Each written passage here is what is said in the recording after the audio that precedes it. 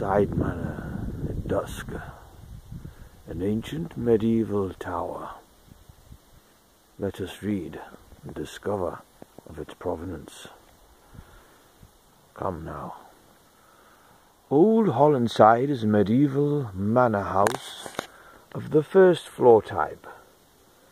It was recorded in 1317 when Thomas de Holingside granted it to the William de Boynton of Newcastle. Later it passed to the Harding family, whose arms, 3 greyhounds, removed to winlaton in the 19th century, but now lost.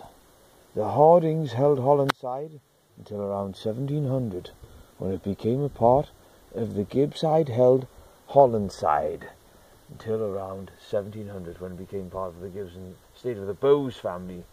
After this, it would seem to have been reduced in status to a tenanted farm. By the early 19th century, the medieval house was abandoned and fell into ruin. There are several examples of first-floor houses in Tynedale dating back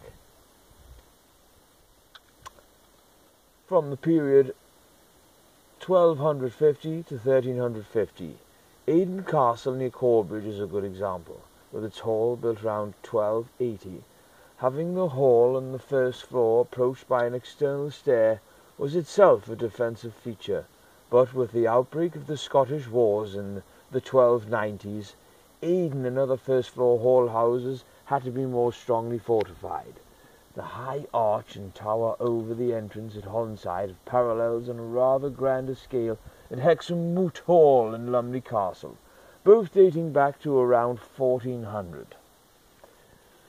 The 1858 Ordnance Survey, 25-inch to 1-mile map, shows the lines of old foundations that seem to indicate the manor had an outer courtyard and a gatehouse, and outside this was what may have been formal gardens stretching down the hill towards the present Holingside farm, built in 1849 to 1850.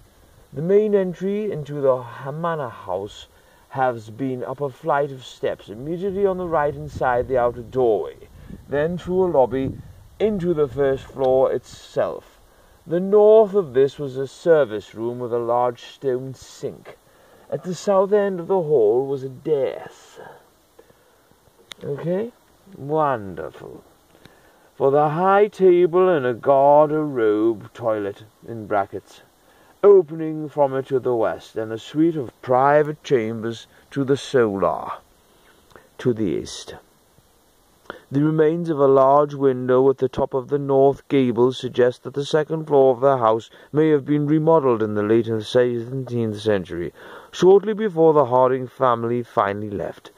The first edition of the Ordnance Survey, 25-inch to 1-inch mile map, surveyed in 1858, shows earthworks, now vanished, that seem to indicate the old Holingside had additional defences, a courtyard wall and probably a gatehouse in a series stretching away eastwards towards New Holingside Farm.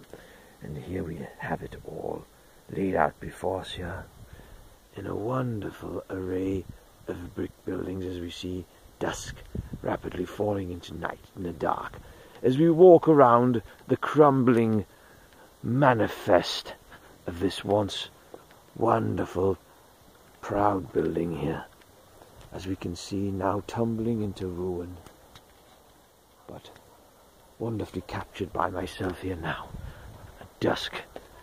Wonderful. So, as we see, walking around the perimeter of this ancient building, coming up on, soon it shall be 1,000 years old. But look how it crumbles. Let us now enter the building. See here now. See here the facade. Look at the wonderful great arch. Let us walk around inside the building now. The small arches entombed within its larger building, and a precipice upon a precipice.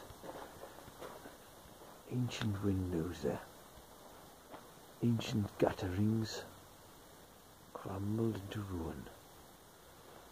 As we zoom in here, one can see the crescent moon there in the distance. One sees it.